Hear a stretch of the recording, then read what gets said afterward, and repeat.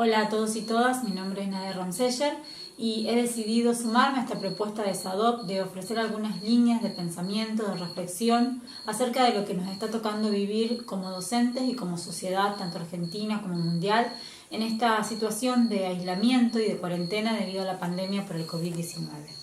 Naturalmente lo que vengo a proponer son tan solo eso, líneas, puntas, pistas, para reflexionar en torno a esto que nos pasa y a dónde queda la escuela y la labor nuestra como docente en esta situación de aislamiento. En primer lugar, como así también lo presento en el escrito que acompaña estos videos, me interesa remarcar fuertemente 4 ideas, 4 notas que me parece que caracterizan esta situación que nos convoca. Y es que es una situación inédita, incierta, compleja y que se escapa de nuestras manos. Es inédita, nunca nos ha ocurrido algo así, no antes, no de esta manera, a nosotros los docentes, a la escuela en particular, y como lo es de inédita también serán las respuestas que podamos pensar juntos. No hay recetas, no están en ningún lado preestablecidas y nada nos garantiza el éxito. Es incierta, es decir, no sabemos cómo se va a desarrollar, cómo va a continuar esta situación y hay una gran carga en esta incertidumbre, un gran peso emocional, cognitivo y psicológico que realmente para nosotros los docentes es movilizante porque nos manejamos con el saber, trabajamos con el saber y no con el no saber. El hecho de estar ante una situación en donde no sabemos qué va a pasar y no sabemos cómo hacer es realmente movilizante como mínimo. Es una situación compleja. Por lo tanto, así como es incierta e inédita, requiere respuestas que tengan en cuenta una multiplicidad de factores. Factores que a la vez van mutando y modificándose a lo largo de esta pandemia, a lo largo de este aislamiento. Y por último, aunque quizás deba ser lo primero que tengamos en cuenta, es una situación que escapa a nuestras manos. Es una situación en donde perdemos el control. Y eso también es algo que impacta fuerte en nuestro ser docente, en nuestra médula espinal como docentes, porque fuimos formados para tener el control, aunque sea ilusorio, aunque siempre haya sido una ilusión, tener el control sobre la situación de enseñanza-aprendizaje. Teniendo en cuenta lo que veníamos diciendo, de que esta situación es inédita, es incierta, compleja y que se nos sale de control, quisiera plantear una idea acerca de este trabajo en la virtualidad. Lo que sostengo, lo que creo firmemente es que no se trata de replicar el aula, el salón de clases en un entorno virtual. Creo que no es posible y creo que no es deseable. Precisamente porque la virtualidad, si la entendemos como un entorno en donde vamos a desarrollar nuestra tarea, rompe con ciertas legalidades, con ciertas características y premisas que tiene el salón de clases. Estoy hablando, por ejemplo, de conceptos como el espacio y como el tiempo. Estas nociones se van a reconfigurar, vamos a tener que resignificarlas y por lo tanto no será posible trasladarlas tal cual al entorno virtual. En primer lugar, en cuanto al espacio, es un hecho que no vamos a compartir el mismo espacio físico, alumnos y docentes, alumnos entre sí, y eso, aunque parezca una obviedad, tiene un gran peso porque significa que no solo no vamos a compartir el lugar, sino que tampoco vamos a compartir las miradas, las voces, los matices, los gestos, los cuerpos. Si retomamos a algunos autores como Alicia Fernández, vamos a coincidir con ella que el aprendizaje pasa necesariamente por el cuerpo. Aprender es aprender a partir del cuerpo. Y el cuerpo y el lugar que ocupa el cuerpo y cómo se relaciona con estos otros cuerpos de nuestros compañeros, de los docentes, es fundamental en el proceso de enseñanza-aprendizaje. Por lo tanto, nosotros en este entorno virtual no vamos a estar ahí físicamente con nuestros cuerpos para dar una explicación, una consigna, una devolución y por lo tanto no vamos a poder controlar ese proceso y esa comunicación. Más difuso se nos va a volver esa situación y tampoco vamos a tener esa retroalimentación instantánea que nos permite ir ajustando automáticamente lo que vamos haciendo con nuestros alumnos. Y así como perdemos el control sobre ese espacio y a su vez perdemos la simultaneidad de espacio, que es fundamental para entender la enseñanza y el aprender, también perdemos la simultaneidad del tiempo. Podemos dar la consigna a la vez, en una red, en una plataforma, en un grupo de WhatsApp, como hemos estado intentando en estos tiempos de manera muy artesanal. Sin embargo, no podemos garantizar ni siquiera saber cuándo el alumno y su familia va a ponerse a hacer esa actividad, ni cómo lo va a hacer.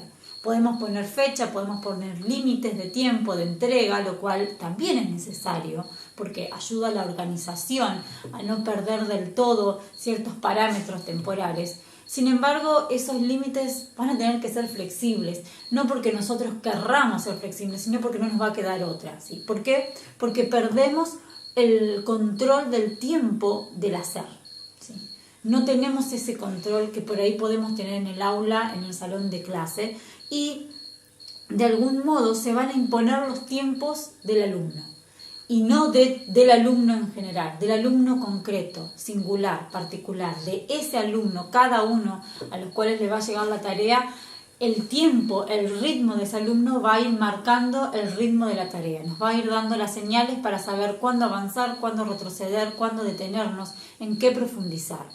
De alguna manera, esta situación de tener que trabajar en entornos virtuales hace que ya no podamos desconocer conceptos que hace rato, que muchos autores, como Flavia Terici, como Sandra Nicastro, como María Beatriz Greco y como tantos otros vienen enfatizando, que es la idea de cronologías y de trayectorias de aprendizaje, trayectorias reales más allá de las trayectorias educativas ideales.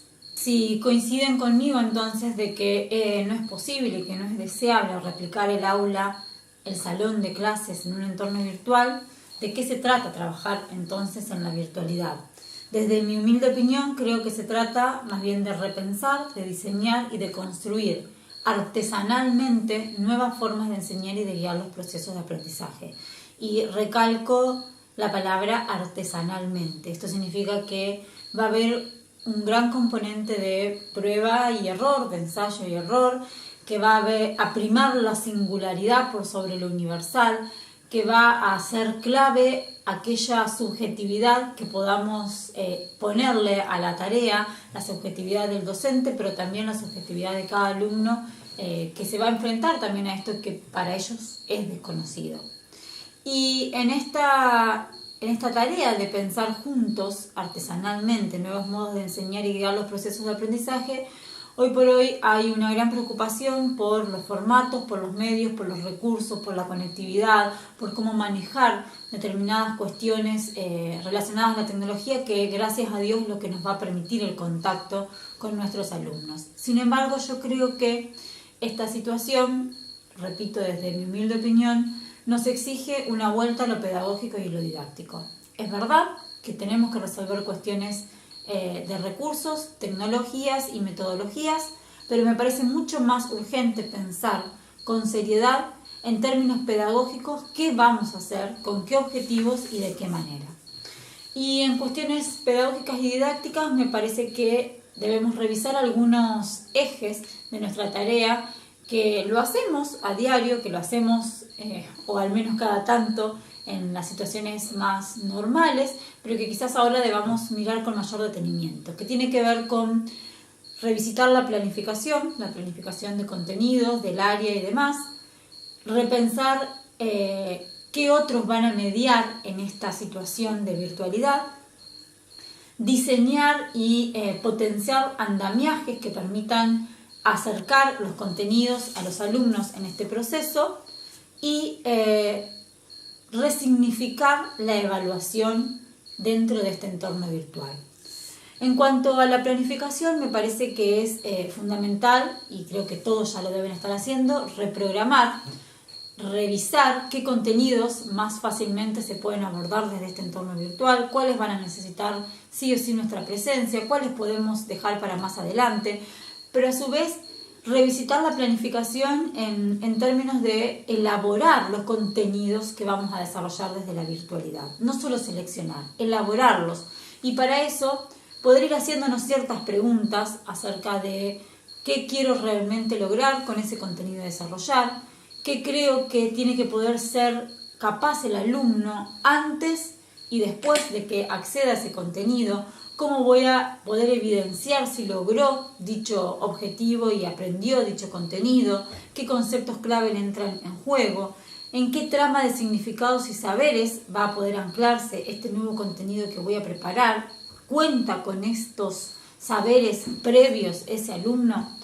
Todas estas cuestiones que en realidad deberían acompañarnos en nuestra labor diaria ahora se vuelven como más acuciantes. Tenemos que pensar en detalle por qué voy a priorizar este contenido por sobre otros para trabajar en la virtualidad y cómo lo voy a elaborar, cómo voy a producir dicho contenido para que sea viable de brindarse a través de un entorno virtual.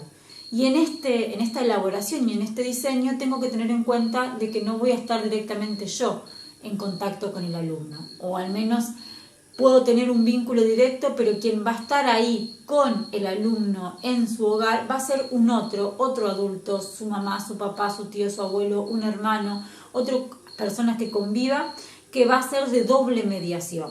Y estos otros adultos no necesariamente manejan el contenido que yo quiero desarrollar, mucho menos tienen por qué saber de pedagogía y de didáctica. Por lo tanto, nosotros, a la par de elaborar el contenido, tenemos que pensar en qué andamiajes, en qué soportes le puedo brindar a esos otros para acercar el contenido. O incluso pensar qué andamiaje le puedo ofrecer al alumno si no cuenta con otros que lo asistan en este proceso. Porque como bien sabemos, con mucho dolor, muchos de nuestros alumnos no cuentan con ese apoyo familiar necesario y deseable.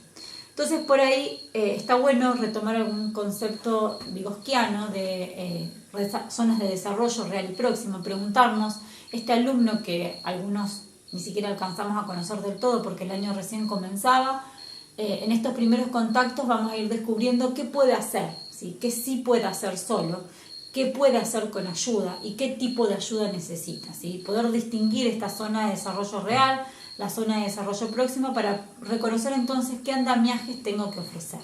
Y con andamiajes me refiero a diferentes recursos que probablemente tengamos que elaborar nuevamente artesanalmente. Habrá algunos disponibles en la web, algún video tutorial, algunos de los recursos que propone también el Ministerio a través de sus plataformas.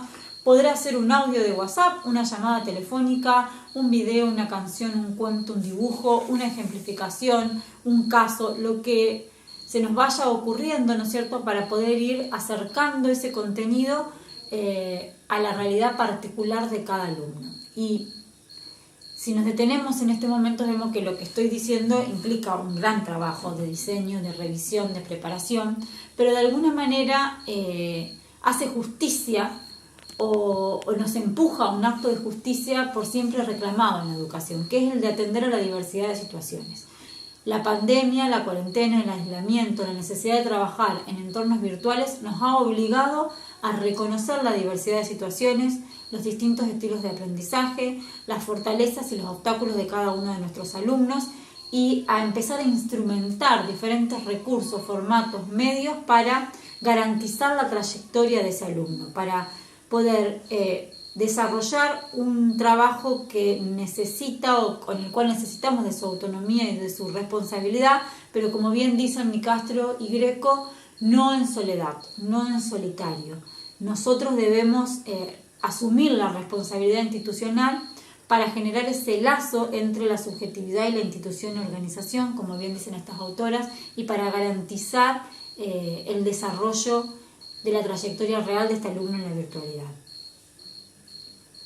Y en todo este proceso, en todo este análisis que, repito, tiene que ver con volver a reflexionar cuestiones básicas relacionadas a lo pedagógico y a lo didáctico, hay un apartado especial para la cuestión de la evaluación.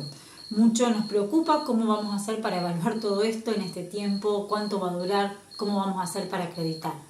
Y en este sentido me parece que sería importante retomar algunas perspectivas acerca de la evaluación que ya nos han brindado a partir de los materiales desarrollados para los NIC, para los núcleos interdisciplinarios de contenido, o conceptos de autores como Rebeca Nijovic, en donde nos hablan de la evaluación como mediación, como mediadora y como parte del proceso de aprendizaje.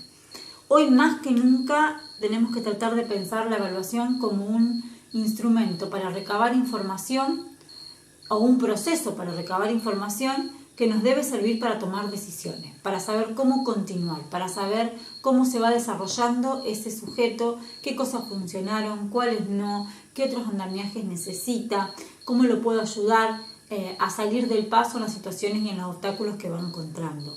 Otro será el momento de la acreditación como mera puesta de nota. Nos interesa continuar el proceso de enseñanza-aprendizaje, por lo tanto vamos a evaluar y le vamos a pedir una retroalimentación al alumno a través de la devolución de determinadas actividades, simplemente y, aunque más que simplemente, fundamentalmente, para saber cómo continuar ese proceso de aprendizaje. Y en esa retroalimentación es clave también lo que yo le puedo devolver al alumno, la información que le puedo devolver sobre su propio proceso. ¿Sí? Aquella información que él necesita para saber cómo continuar, para saber cómo le está yendo y cómo debe seguir, ¿sí? Y esto nos remite necesariamente a otro de los conceptos que había dicho al inicio, que es el del vínculo pedagógico. Es algo que se viene insistiendo, que lo viene también diciendo y pidiendo la misma ministra de Educación de nuestra provincia, de sostener el vínculo pedagógico, que es mucho más que un contacto académico. Significa poder seguir estando ahí para realizar ese seguimiento del alumno, acompañándolo en su proceso, reconociéndolo en su subjetividad y, parafraseando o citando también a Graciela Frigerio, significa sostener lazos que hacen conocimiento, sostener lazos donde va a circular y donde se va a producir el saber, un saber que también va a servir de contención, de amparo, de cultura que va a resguardar a nuestros niños y a nuestros adolescentes de una realidad que para muchos hoy es realmente dramática y angustiante. La variedad de situaciones que les está tocando atravesar a nuestros alumnos, como también a nosotros docentes, muchas veces tienen una densa carga de angustia, de dramatismo, de situación límite que debemos acompañar. Y el saber y la cultura tienen que estar hoy más que nunca al servicio de ese acompañamiento, de ese sostén. De alguna manera necesitamos brindarles herramientas que les permita significar este tiempo, darle algún sentido que lo vuelva soportable. Por ahí hay mucho reclamo en cuanto a cuántas actividades estamos dando, si no es demasiado, si los docentes, si los alumnos y las familias lo pueden sostener y demás, lo cual es algo a pensar realmente, por esto de que son otros los que están acompañando en forma directa a nuestros alumnos, pero fundamentalmente debemos tener en claro que no estamos enviando actividades para mantener ocupados o para llenar el tiempo, ni tampoco para cumplir con un precepto administrativo. Estamos sosteniendo la enseñanza para ofrecer anclaje, amparo y sostén. Estamos sosteniendo la enseñanza para reinventar la realidad y para transformarla, para seguir soñando y fundamentalmente porque hay un derecho inalienable que tenemos que garantizar. Obviamente que este sostenimiento lo hacemos en un clima nada ameno, nada ideal, un clima de emergencia, de crisis, como decíamos hoy, de mucha incertidumbre, que impacta a los alumnos, pero que también nos impacta a nosotros los docentes. Por lo tanto, a toda esta reflexión pedagógica, didáctica, la tenemos que enmarcar en un ámbito de comprensión, de empatía, de paciencia, respecto a aquellas vicisitudes humanas que surgen y que van a seguir surgiendo. Porque no todos vamos a responder del mismo modo, no solo en cuanto al hacer, al aprender, al enseñar, sino que tampoco vamos a responder del mismo modo respecto a nuestras emociones, a nuestros estados de ánimos, a nuestras ganas. Habrá momentos en donde todo va a parecer tener sentido, en donde parece que fluye la creatividad y la inventiva, y en otros en donde no encontramos la manera, en donde nos va a desesperar la falta de recursos, la falta de creatividad, la falta de herramientas, la falta de respuestas. Y en todas esas situaciones vamos a tener que siempre y a cada rato contextualizar, no olvidarnos de que estamos, repito lo del inicio, viviendo una situación inédita, incierta, compleja y que escapa de nuestras manos. Bien, un poco estas son algunas de las líneas que me parecía importante poner a rodar, algunos conceptos, algunas ideas que podemos poner en juego para seguir pensando. Ofrezco también en el escrito algunas cuestiones más prácticas, algunas cuestiones relacionadas al, en qué tiempos, de qué manera ofrecer las actividades, en qué formatos, cómo pedir esa retroalimentación, pero me parecía significativo primero estas consideraciones previas que tienen que ver con qué pone en jaque, qué dejas al descubierto esta situación de pandemia. Y bien, como finalizo ahí en dicho escrito, leo para no olvidarme de ninguna de las palabras que quise y que decidí poner. Bienvenido a este tiempo que pone en jaque nuestras certezas para dar lugar a la pregunta por el otro, por ese otro distinto, con sus tiempos, saberes, intereses y realidades diferentes a la mía. Bienvenida a esta oportunidad para crear, inventar, poner a jugar lo ya sabido frente al incierto. Bienvenidas a estas condiciones que nos exigen ser más pacientes, más empáticos, más conscientes de lo que hacemos y cómo lo hacemos. Ojalá haya muchos otros que se animen a compartir pensamiento para seguir construyendo, para seguir pensando, para seguir escribiendo, para seguir enseñando y aprendiendo. Un cálido saludo a todos y bueno, de alguna manera estamos conectados en sintonía, atravesando esta situación, mucha fuerza y ojalá pronto nos podamos encontrar cara a cara.